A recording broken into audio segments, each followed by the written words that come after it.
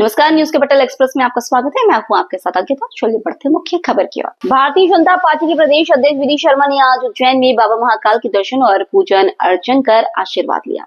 भाजपा के प्रदेश अध्यक्ष we D Sharma ने भाजपा कार्यालय में आयोजित कार्यक्रम में शामिल होने के बाद महाकाल मंदिर पहुंचकर बाबा महाकाल के दर्शन और पूजन अर्चन किया। इस दौरान उन्होंने गर्भगृह के बाहर से पूजा अर्चना की और आशीर्वाद लिया। दर्शन के बाद मंदिर समिति द्वारा श्री शर्मा का सम्मान किया गया। आज मुझे महाकाल की नगरी में आने का अवसर मिला। बाबा महाकाल का भी अभी आशीर्वाद लेने के लिए जाऊंगा। भारतीय जनता पार्टी के उज्जैन के कार्यालय में 11 वर्ष प्रधानमंत्री नरेंद्र मोदी जी के नेतृत्व में सेवा, सुशासन और गरीब कल्याण के ऊपर एक प्रदर्शनी का उद्घाटन मैंने अभी यहाँ पर किया है। और इस प्रदर्शनी के माध्यम से प्रधानमंत्री नरेंद्र मोदी जी ने किस प्रकार से देश के विकास को गति दी है, किस प्रकार से गरीबों के जीवन को बदला है। हर गरीब के जीवन में खुशी लाने का काम प्रधानमंत्री नरेंद्र मोदी के गरीब कल्याण की योजनाओं का जो इम्पैक्ट है कि आज देश के अंदर 27 करोड़ लोग गरीबी रेखा से ऊपर आए हैं। आज किस प्रकार से बदलाव हर आदमी के जीवन के अंदर आ रहा है, इंफ्रास्ट्रक्चर देश के अंदर जो खड़ा हुआ है, इन सारी बातों का उल्लेख इस प्रदर्शनी के माध्यम से प्रकटीकरण हो रहा है। भारतीय जनता पार्टी 9 तारीख से हमारा अभियान शुरू हुआ है। सेवा, सुशासन और गरीब कल्याण का हर बूथ पर, हर गांव में चौपाल भी लगेगी, शहरों में वार्ड के अंदर चौपालें लगेंगी। और इन सारे मुद्दों को जो प्रधानमंत्री मोदी जी के नेतृत्व में और मध्य प्रदेश के अंदर हमारे मुख्यमंत्री डॉक्टर मोहन यादव के नेतृत्व में जो बदलाव आए हैं, उनको जनता तक ले जाने का काम भारतीय जनता पार्टी के कार्यकर्ता सभी जुटे हैं। यहाँ हमारे जिले के सम्मानीय अध्यक्ष संजय जी से लेकर हमारे ग्रामीण के अध्यक्ष राजेश जी, हमारी कलावती बहन, हमारे विधायक आदरणीय अनिल जी और बाकी हमारे आदरणीय राज्यसभा के सम्मानीय सांसद, सभी वरिष्ठ नेतृत्व आज इस काम में जुटे हुए हैं। एक एक कार्यकर्ता इस काम में जुटा है कि मोदी जी की गरीब कल्याण की योजनाओं को जमीन पर जनता के बीच इम्पैक्ट क्या हुआ है, इन सारी बातों को ले जा करके हम इस दिशा में कदम आगे बढ़ा रहे हैं। मैं सभी कार्यकर्ताओं को फिर एक बार बधाई, शुभकामनाएं देता हूँ। प्रतिभा सम्मान का आयोजन 29 जून को किया जाना है। इस मौके पर बीजेपी विधायक भगवान दास समनानी ने कहा, बच्चों के प्रतिभा सम्मान का यह कार्यक्रम है। हर वर्ष ये सम्मान समारोह आयोजित किया जाता है। पिछली बार हमने योग्य करियर काउंसलर बुलाए थे। छात्रों को अपने करियर को दिशा मिली। हमारे क्षेत्र के सभी रहवासी जो 10वीं और 12वीं में 90% और डिग्री में 75% से ऊपर लाएंगे, उनको सम्मानित किया जाएगा। इसमें कॉलेज के छात्र भी सम्मानित होंगे। उसके साथ ही खिलाड़ियों और अन्य क्षेत्र के नाम कमाने वाले छात्रों को भी सम्मानित किया जाएगा। सभी प्रतिभाशाली छात्र 16 जून तक अपने आवेदन दे सकते हैं। इसमें छात्र कहीं भी हो, लेकिन उनका निवास दक्षिण पश्चिम होना चाहिए। क्षेत्र में सांस्कृतिक, साहित्य, खेल गतिविधियां बढ़ेंगे। क्योंकि एक विधायक के नाते जनता की समस्याओं को सुनना, उनको हल करना, बिजली, सड़क, पानी ये तो है ही, लेकिन हमारे क्षेत्र की जो प्रतिभाएं हैं उनको यथास्थान उनका सम्मान करना। पिछले वर्ष ही हमने एक कार्यक्रम किया था जब बोर्ड और सीबीएसई के 90% या उससे ज़्यादा अंक लाने वाले हमने अपने छोटे भाई बहनों का सम्मान किया था।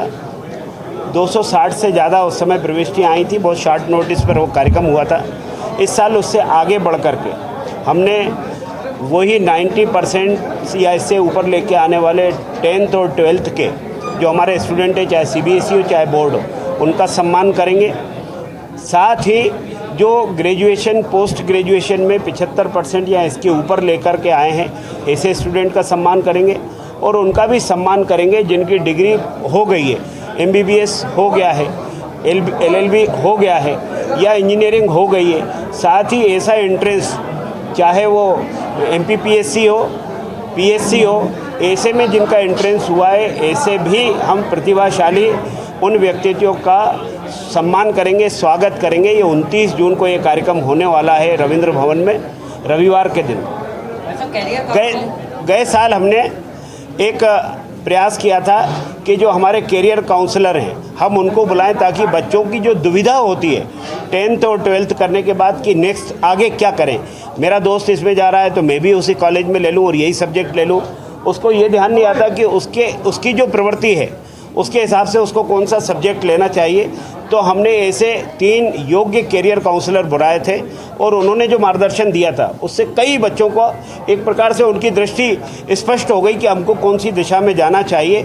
उसी में से एक हमारे कैरियर काउंसलर ने ये कहा कि मेरे यहाँ जो कोचिंग चलती है उसमें अगर कोई आज के कार्यक्रम के बाद इस कार्यक्रम से निकला हुआ कोई बच्चा आएगा तो उसको हम उसकी जो कोचिंग की फ़ीस है उसको हम 50% लेंगे, और यदि वो भी बेयर करने की स्थिति में नहीं है, जमा करने की स्थिति में नहीं है, तो आप उनको रिकमेंड करेंगे तो हम उनको निःशुल्क भी शिक्षा देंगे। तो मुझे लगता है कि कार्यक्रम हुआ, मान सम्मान हुआ। इसके अलावा भी अगर आपको आगे के रास्ते में कहीं और कुछ सीखना है, स्पष्ट करना है, तो उसके लिए भी यहाँ काउंसलर उनकी मदद कर रहे हैं। इस बार भी हमने उसी को बेस रखते हुए, चूँकि उसका प्रतिसाद बहुत अच्छा हुआ, स्टूडेंट्स को अच्छा लगा, पेरेंट्स को बहुत अच्छा लगा, तो इस बार भी हम कैरियर काउंसलर को बुलाएंगे और इस बार का कार्यक्रम रविंद्र भवन के बड़े वाले सभागार में होगा।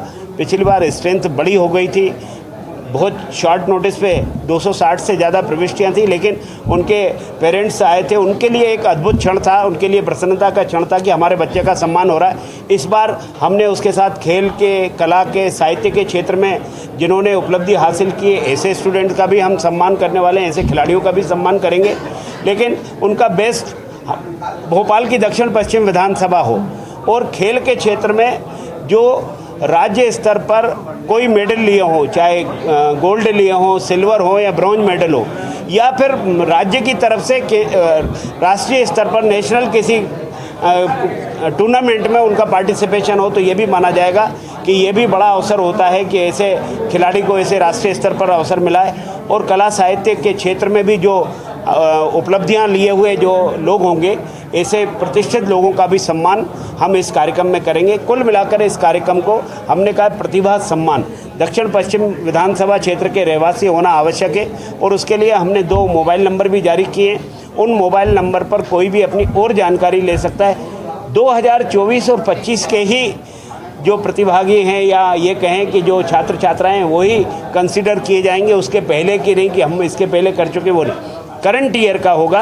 और जिनके रिजल्ट पिछले साल 23 जून को हमने कार्यक्रम किया था, जून के बाद जिनके रिजल्ट आए वो भी इंटाइटल होंगे इस बार के इस कार्यक्रम के लिए, तो वो सभी भी आमंत्रित हैं। मैं आपके माध्यम से सबसे आग्रह करूंगा, भोपाल किरार धाकड़ क्षत्रिय समाज न्यास द्वारा निर्मित भोपाल किरार धाकड़ समाज न्यास द्वारा निर्मित भवन का लोकार्पण समारोह दिनांक 15 जून 2025 रविवार को शाम 4 बजे समाज भवन परिसर जवाहर चौक, भारत दफ्तर शेड, भोपाल में आयोजित किया जा रहा है। इस ऐतिहासिक अवसर पर समाज के विभिन्न जिलों से पधारने वाले विशिष्ट अतिथि, वरिष्ठ जन, समाज सेवी, मातृशक्ति, युवा वर्ग एवं पत्रकार बंधु एकत्रित होंगे। समारोह के मुख्य अतिथि मध्य प्रदेश के पूर्व मुख्यमंत्री और केंद्रीय मंत्री भारत सरकार शिवराज सिंह चौहान,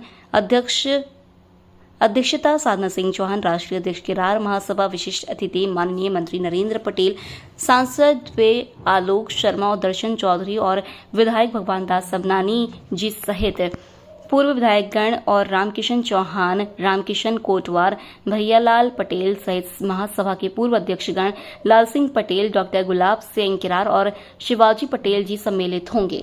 ट्रस्ट पदाधिकारियों द्वारा भवन निर्माण की विशेष संरचना, उद्देश्यों एवं भावी योजनाओं की जानकारी दी जाएगी। ये भवन समाज के सामाजिक, सांस्कृतिक और शैक्षणिक गतिविधियों के केंद्र के साथ साथ मध्यम वर्गीय सामाजिक लोगों के लिए शहर के मध्य होना वरदान बनेगा। भोपाल किरार धाकड़ समाज के अधिकतर लोग खेती से जुड़े हैं, जो भोपाल के आसपास गांवों में निवास करते हैं। 1955 में समाज के कुछ परिवार भोपाल बच्चों की पढ़ाई के उद्देश्य से आए। भोपाल में अन्य समाज के भवन देखे तो समाज को भी लगा कि किरार धाकड़ समाज का भी भवन होना चाहिए। वर्ष 2008 में किरार धाकड़ समाज को शासन से 4000 वर्ग फीट का भूखंड जवाहर चौक, भारत दफ्तर के पास टीटी नगर पर मिला। इससे बनाने में समाज के लोगों का तन मन धन से सहयोग किया। मध्य प्रदेश शासन माननीय मुख्यमंत्री जी से भी हमें अनुदान प्राप्त हुआ। भवन बनकर तैयार हो गया है, जिसका लोकार्पण माननीय श्री शिवराज सिंह जी चौहान, केंद्रीय मंत्री कृषि एवं ग्रामीण विकास मंत्रालय, भारत सरकार के करकमलों द्वारा रविवार दिनांक 15 जून 25 को होने जा रहा है। भोपाल में निवासरत समाज के सभी भाइयों से निवेदन है कि कृपया सह पदार्थ कर लोकार्पण समारोह की गर्मा बढ़ा। पत्रकार बंधुओं, किरार भवन ग्राउंड तल पर 2 कमरे, एक शादी हॉल तथा लेट बाथ है। प्रथम तल पर 4 कमरे में लेट बाथ हॉल एवं अलग से 3 लेट बाथरूम है। भोपाल किरार धाकड़ क्षत्रिय समाज भवन का 2011 में न्यास बनाया गया। समाज के भाइयों को प्रोग्राम के लिए ग्राउंड फ्लोर पहले से ही दिया जा रहा है। न्यास सदस्यों को निर्धारित किराए से आधे किराए पर भवन उपलब्ध किया जाता है। समाज के ऐसे भाई जो किराया भी वहन नहीं कर सकते, उन्हें केवल बिजली, पानी, सफाई खर्च पर ही भवन दिया जाएगा। यह भवन जवाहर चौक, टीटी नगर, भोपाल पर होने के कारण सभी ओर से आने जाने के लिए वाहन सुविधा भी सुगम है। यह स्मार्ट सिटी क्षेत्र में होने के कारण किरार समाज के लिए सम्मान का प्रतीक भी है। अतः मैं भोपाल में निवासरत समाज के सभी भाइयों से पुनः आग्रह करता हूँ कि वे दिनांक 15 जून को 4 बजे परिवार सहित समारोह में सम्मिलित होने की कृपा करें ताकि समारोह गर्मापूर्ण लगे। धन्यवाद। सभी पत्रकार बंधुओं को पुनः नमस्कार। उपाध्यक्ष किरार महासभा और आदरणीय के.एल. पटेल जी हैं। सभी पत्रकार बंधुओं को नमस्कार। सामने देखो। और विशेष रूप से किरार धाकड़ क्षत्रिय महासभा, इसका एक ट्रस्ट है, न्यास है, श्री शंकर सिंह चौहान जी उसके अध्यक्ष हैं। और वो समिति जो जिला स्तर की है उसके द्वारा ये निर्माण कार्य संपन्न हुआ। इस निर्माण कार्य में मध्य प्रदेश के यशस्वी पूर्व मुख्यमंत्री और वर्तमान में केंद्रीय मंत्री भारत सरकार श्री शिवराज सिंह चौहान जी और अन्य जनप्रतिनिधियों के सहयोग से भी इसमें निर्माण कार्य संभव हुआ है। ये निर्माण कार्य केवल ईंट, रेत, गिट्टी का ही नहीं है, बल्कि आत्मा का सिंचन भी इसमें समाज के लोगों के द्वारा हुआ है। और इसलिए ये किरार भवन जो है, इसमें एकता का भी संदेश जाता है और हम सब लोग मिलकर रहते हैं। और जिस प्रकार से गतिशीलता समाज में होना चाहिए, क्योंकि किरार समाज पिछड़ा वर्ग का समाज है, लेकिन पिछड़ा वर्ग के समाज में मैंने देखा कि आज़ादी के बाद भी भोपाल शहर राजधानी होने के नाते जब मैं छोटा था तब से लगातार देख रहा था कि कभी भी यहाँ भवन नहीं बन पाया। भवन तो छोड़िए, भवन के लिए भूमि भी नहीं मिल पाई। लेकिन बाद में भूमि भी हमको मिली और भूमि पे हम सब लोगों ने मिलकर भवन बनाया है जनता के सहयोग से। और हमारे सामाजिक बंधुओं ने भी इसमें अपना खून पसीना सींचा है और सहयोग किया है, उसके द्वारा ये बना है। जिस प्रकार भैया ने बताया है कि मध्यम क्षेत्र में बीच में होने के कारण और राजधानी होने के कारण इसकी बहुउपयोगिता है। और पहले प्रथम तल से पहले भूतल बना था और अब जो है प्रथम तल बनकर तैयार है। तो उसका इनॉग्रेशन माननीय पूर्व मुख्यमंत्री केंद्रीय मंत्री भारत सरकार शिवराज सिंह जी, मंत्री मध्य प्रदेश में श्री नरेंद्र सिंह जी, सांसद द्वय श्री आलोक शर्मा जी, दर्शन चौधरी जी, विधायक श्री भगवान दास सवनानी जी सहित हमारे महासभा के पूर्व अध्यक्ष और पूर्व में जो विधायकगण रहे हैं समाज के, उन सबको बुला के उनके करकमलों से ये कार्यक्रम संपन्न होगा। कार्यक्रम की अध्यक्षता श्रीमती साधना सिंह चौहान राष्ट्रीय अध्यक्ष करेंगी। और इस समारोह में पूरे शहर के और शहर के आसपास के लोगों के आने की संभावना है। आप सभी पत्रकार बंधु साथी भी उस कार्यक्रम में सादर आमंत्रित हैं। और कार्यक्रम के पश्चात भोजन है वहाँ पर, उसमें भी आप भोजन प्रसादी ग्रहण करने जरूर। भारतीय किसान संघ मध्य प्रदेश कार्यालय में प्रेस कॉन्फ्रेंस की गई। वहां मध्य प्रदेश देश का सबसे बड़ा मूंग उड़द का उत्पादन प्रदेश है। वहीं प्रदेश के 30 से अधिक जिलों में किसानों द्वारा लगभग 15 लाख हेक्टेयर में ग्रीष्मकालीन फसलों का उत्पादन किया जा रहा है, जिसका न्यूनतम समर्थन मूल्य पर शासकीय खरीद न होने के कारण किसान आंदोलित है। किसानों का मूंग बाजार में आ गया है, पर सरकार मूंग नहीं खरीद रही है। सीएम मोहन यादव ने मूंग नहीं खरीदने से साफ मना कर दिया है। किसान का कहना है कि समर्थन मूल्य पर सरकार मूंग खरीदे। कृषि मंत्री और मुख्यमंत्री दोनों मिलकर किसानों की समस्याओं को हल करना चाहिए। खरीदी नहीं होगी तो किसान सरकार का घेराव करेगी। वहीं सरकार का कहना है कि मूंग की फसल में जहर है, वहीं किसानों का कहना है कि फसल बाजार में आएगा, इसलिए सरकार बहाने कर रही है। अगर सरकार नहीं सुनेगी तो हम प्रदर्शन करेंगे। जो आवाज़ पहुंच रही है वो जो जागृति किसानों में आई है और जो तूफान उठ रहा है किसानों में, उसके लिए आप सभी पत्रकार बंधुओं को प्रणाम, राम राम। अभी ज्वलंत मुद्दा मूंग का चल रहा है। किसानों के खेत से घर पर मूंग आ चुका है, पर मध्य प्रदेश की सरकार उस मूंग को खरीदने से मना कर दिया है। इसलिए किसानों के आंदोलन प्रारंभ हो गए हैं, किसान मैदान में आ गया है और भारतीय किसान संघ के द्वारा अभी तहसील स्तरों पर, सभी तहसीलों पे पूरे प्रदेश में जहाँ मूंग भी नहीं होते वहाँ पर भी ज्ञापन दिए गए कि किसान, हमारे किसान बंधुओं के मूंग खरीदे जाएं। और मूंग खरीदे ही नहीं जाए, सरकार उसको समर्थन मूल्य पे खरीदे, ये सुनिश्चित होना चाहिए। उसी को लेकर हमने ज्ञापन दिया है और ज्ञापन तहसीलदार के माध्यम से हर तहसीलों को दिए और जो प्रदेश की टीम थी उसने मुख्यमंत्री को भी यहाँ पर ज्ञापन दिया और मुख्यमंत्री जी ने स्पष्ट कहा है कि हम मूंग नहीं खरीदेंगे। तो हमारी सरकार से मांग है, आपके माध्यम से हम पहुँचाना चाहते हैं कि अतिशीघ्र आप मूंग की समर्थन मूल्य पे खरीदी करें। सरकार ने मना कर दिया तो सर क्या होगा?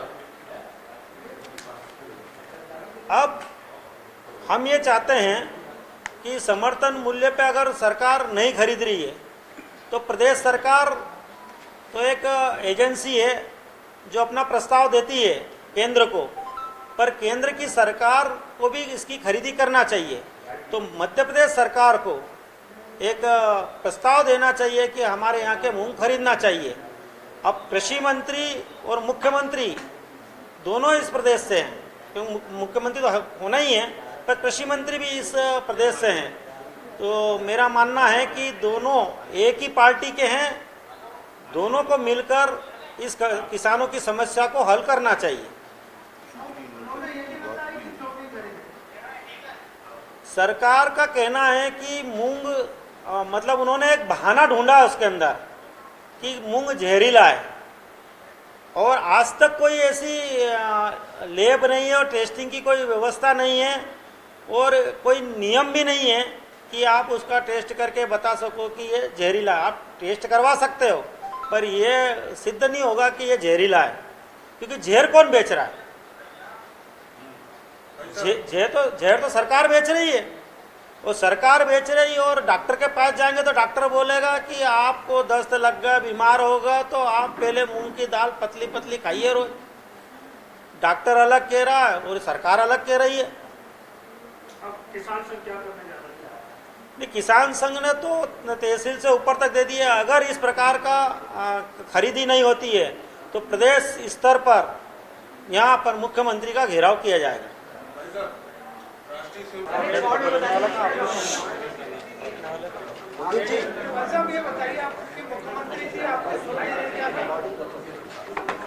मुख्यमंत्री जी ने बुलाया, हम गए ज्ञापन देने, पर मुख्यमंत्री जी ने मूंग खरीदने से इनकार कर दिया है। क्या कारण उन्होंने बताया है कि इसमें जहर दिया जाता है। तो हमने प्रश्न करा कि इसमें जहर तो है ही नहीं, हाथ से भी कटती है और इस बार तो मौसम अच्छा रहा तो वैसे ही सूखने लग गए, तो जहर का प्रश्न ही नहीं होता है।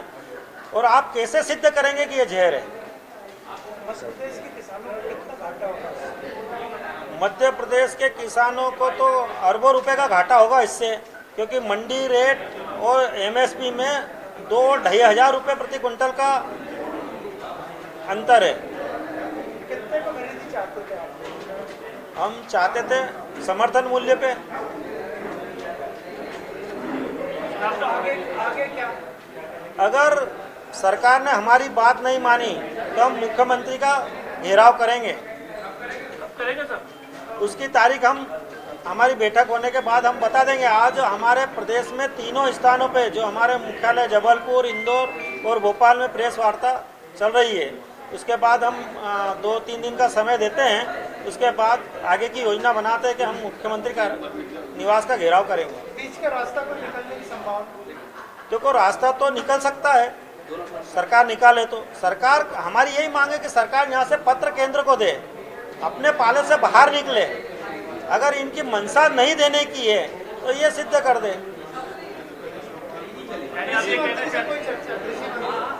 मध्य प्रदेश के कृषि मंत्री, जब मुखिया से ही बात हो गई तो कृषि मंत्री का तो प्रश्न ही नहीं है।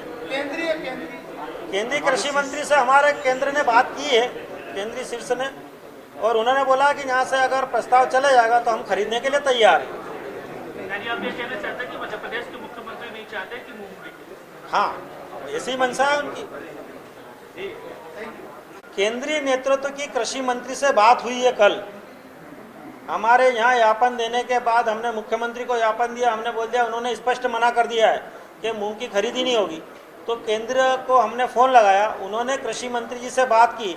तो कृषि मंत्री जी का कहना है, केंद्रीय कृषि मंत्री का, कि यहाँ से प्रस्ताव ही नहीं गया तो हम कैसे करेंगे। अगर मध्य प्रदेश सरकार प्रस्ताव भेजती है तो वो खरीदने को तैयार है। उनने उड़ीसा, कर्नाटक और महाराष्ट्र में ऑर्डर दे दिए हैं खरीदने के। तो कांग्रेस तो कह रही है कि भारतीय किसान संघ किसानों को सिर्फ धोखा देने का काम कर रही है, कभी किसानों के हित में बात ही नहीं करी है। ये तो आप सब जानते हैं, किसान भी जानते हैं। आज कांग्रेस भी मैदान में है, पर कांग्रेस पर कितना विश्वास है ये तो वही जाने। आपको कांग्रेस के साथ कितनी संख्या किसानों की दिख रही, जो गांव का खेत का किसान है वो, और आज हमारे साथ कितना दिख रहा है, ये आपके मीडिया और इसके माध्यम से आप देख सकते हैं। कांग्रेस का ये भी कहना है कि जब मूंग में जहर था, पेस्टिसाइड ये भी था, तो पहले पानी की व्यवस्था क्यों की, खाद की व्यवस्था क्यों की सरकार ने, जब समर्थन मूल्य खरीदना ही नहीं था तो पहले से क्यों ये पानी दिया, बिजली दी, किसानों को लाइट दिया, सब कुछ किया, तब नहीं पता था पेस्टिसाइड नहीं। कांग्रेस का नहीं, ये हमने भी कहा है, मुख्यमंत्री जी कहा, स्टेटमेंट पहले भी दिया है कि अगर ऐसी स्थिति थी तो आपको सारी चीज़ें अवेलेबल नहीं करानी थी, तो किसान को समझ में आ जाता। इसमें पहली बात तो ये है कि जहर है ही नहीं उसमें, क्योंकि हाथ से कटे उसमें कहाँ जहर डाला होगा। हाथ से फसलें कटी है, मजदूरों ने काटी है। सरकार खरीद क्यों नहीं रही है, क्या बताया कि पैसे वैसे नहीं है क्या? हाँ, अब ये तो वो जाने सरकार के, उनकी मंशा क्या है। उनकी मंशा है कि हमको खरीदना ही नहीं है, तो कुल मिला के वो बहाने बना रही है। सरकार के मंत्री राव उदय प्रताप की शुगर केन मालिकों के कार्यक्रम